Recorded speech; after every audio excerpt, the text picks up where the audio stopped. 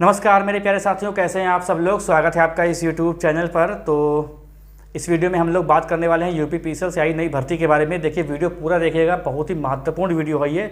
सब कुछ मैं इसमें डिस्कस करने वाला हूं जो किसी ने भी अभी तक यूट्यूब पर नहीं किया है। इस वाली वैकेंसी को लेकर हर एक छोटी छोटी बात मैं डिस्कस करने वाला हूँ। अगर आपने वीडियो को ओपन कर दिया इसका मतलब आप वीडियो को देखना चाहते थे, तो आपको सारी चीज़ें यहाँ पर मिलेंगी। ठीक है, पंखा मैंने बंद कर रखा है क्योंकि पंखे की आवाज़ आ जाएगी, इसलिए पसीना आपको दिख रहा होगा, तो इसको इग्नोर करना है। तो ठीक है, सारी चीज़ें मैंने लिख रखी हैं, सब कुछ मैं डिस्कस करने वाला हूं। चैनल पे जो लोग नए हैं वो कृपया सब्सक्राइब कर ले पहले और बेल आइकन भी दबा दें, जिससे वीडियो का नोटिफिकेशन आपको मिलता रहे। वीडियो को कहीं पर स्किप मत कीजिएगा, बहुत लंबा वीडियो नहीं है, लेकिन हाँ मैंने बहुत ही कम समय में बहुत ज़्यादा आपको समझाने की कोशिश की है यहाँ पर, ये समझ लीजिए। ठीक है, तो महत्वपूर्ण सिलेबस देखते हैं। पहले महत्वपूर्ण सिलेबस क्या है, देखिए सामान्य अध्ययन। ये वैकेंसी थी पहले ऑफिस असिस्टेंट की, जब 2018 में आई थी। दरअसल वो वैकेंसी जो है 2016 में आई थी, फिर वो 17 में इसका फिर रीओपन फॉर्म हुआ, फिर 18 में रीओपन फॉर्म हुआ, ऐसा कुछ हुआ था उसमें। और सिलेबस सेम था, यानी सामान्य अध्ययन के 25 क्वेश्चन 25 नंबर के, 45 क्वेश्चन रीजनिंग, 45 क्वेश्चन सामान्य हिंदी, 55 क्वेश्चन सामान्य हिंदी और 55 क्वेश्चन सामान्य अंग्रेजी के थे। ये टोटल पेपर है 180 नंबर का, 180 नंबर का पेपर है। ठीक है, 180 नंबर का पेपर है और इसमें सब कुछ पूछा जाएगा। जैसे ये पहली बात तो ग्रेजुएट लेवल एग्जाम है, इसका मतलब पेपर इजी नहीं है। लेकिन यहाँ पर आप नई चीज़ देख रहे हैं, सामान्य अंग्रेजी। तो अंग्रेजी को लेकर डरना नहीं, क्योंकि इसमें एसएससी सीजीएल की जैसी या बैंक पीओ या बैंक आरआरबी जो भी ग्रुप सी वाले एग्जाम होते हैं, ठीक है, उसमें जो अंग्रेजी आती है उससे बहुत ईजी होगी।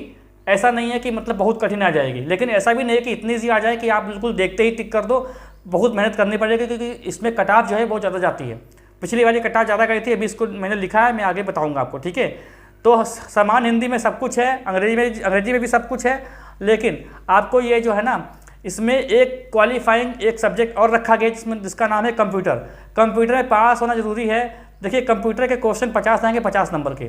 ठीक है, 50 क्वेश्चन आएंगे 50 नंबर के, जिसमें आपको कम से कम 20 नंबर लाने हैं। कम से कम 20 नंबर अगर आप लाते हैं तभी आपकी आगे की जो कॉपी है वो चेक होगी।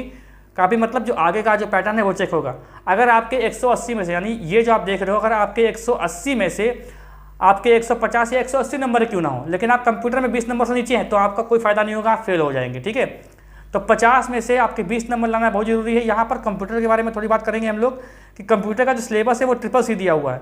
हालांकि इसमें CCC मांगा नहीं है, CCC लेवल का कंप्यूटर का पेपर पूछा जाएगा आपको। लेकिन आपको ये नहीं सोचना है कि CCC का ही पढ़ना है, इसमें बहुत ही हाई लेवल के क्वेश्चन आपको देखने को मिलेंगे। ठीक है, 50 में से मतलब बहुत ज़्यादा आपको मेहनत करनी पड़ेगी, तभी 20 नंबर आएंगे। पिछली बार क्या हुआ था, पिछली बार इसमें बहुत बड़ा खेल हो गया था। पिछली बार क्या हुआ था कि नॉर्मलाइजेशन में बहुत सारे बच्चे पास कर दिए गए थे, जिसके 15 नंबर थे, 16 नंबर थे, वो सारे के सारे बच्चे पास कर दिए गए थे। अब की बार भी यही होगा, हालांकि क्योंकि इसमें फॉर्म बहुत सारे पड़ेंगे और पेपर कई सारी शिफ्ट में होगा, तो कभी पेपर इजी है, कभी पेपर हार्ड है। ठीक है, तो ये बात आपको ध्यान में रखनी है। तो कंप्यूटर में आपको 20 नंबर कम से कम लाने ही लाने हैं, और 1/4 की माइनस मार्किंग है हर सेक्शन में, चाहे वो इसमें हो चाहे इसमें हो, तो आपको तुक्के भी नहीं मारने हैं।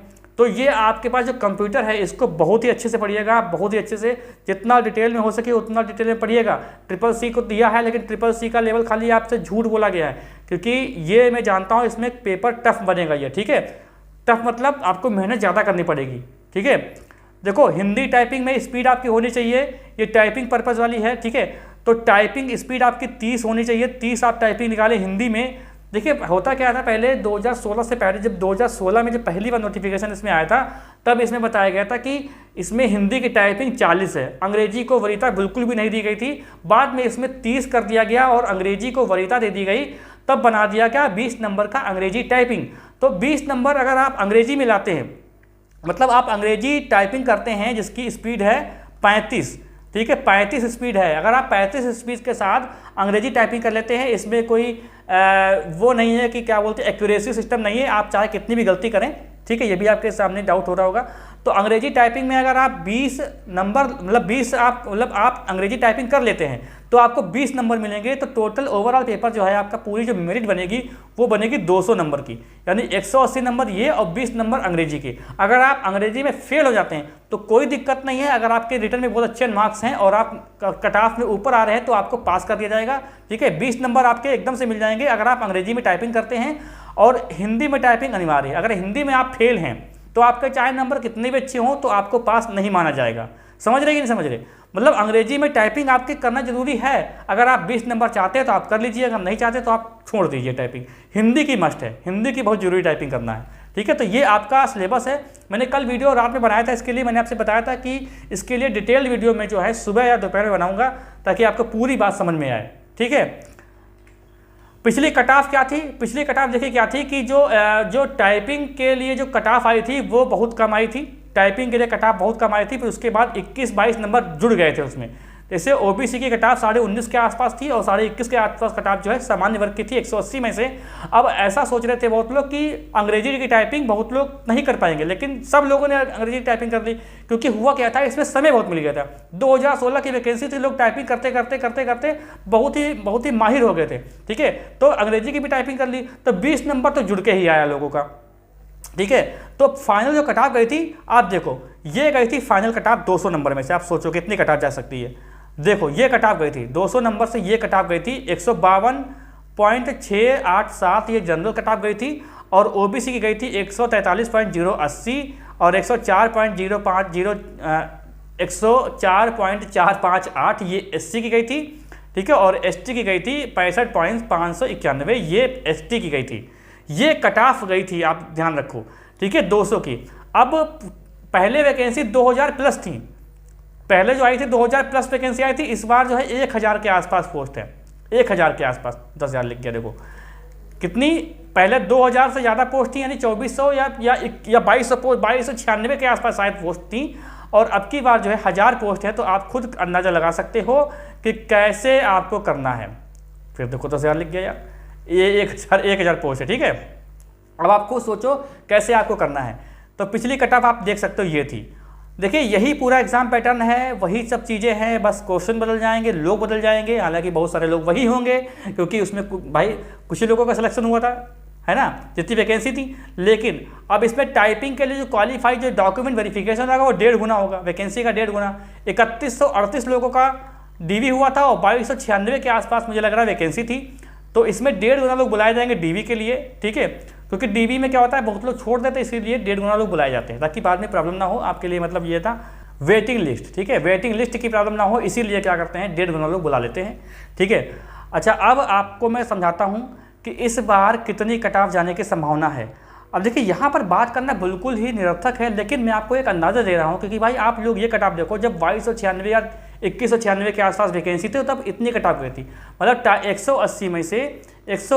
और हाँ, इसमें नॉर्मलाइजेशन भी हुआ था बहुत तगड़े से। इसमें क्या हुआ था कि बहुत लोगों के नंबर कम थे, उनको पास कर दिया गया था, जिनको, और उसमें क्या था कि जिनके नंबर ज़्यादा थे उनको फेल कर दिया गया था, ये भी हुआ था।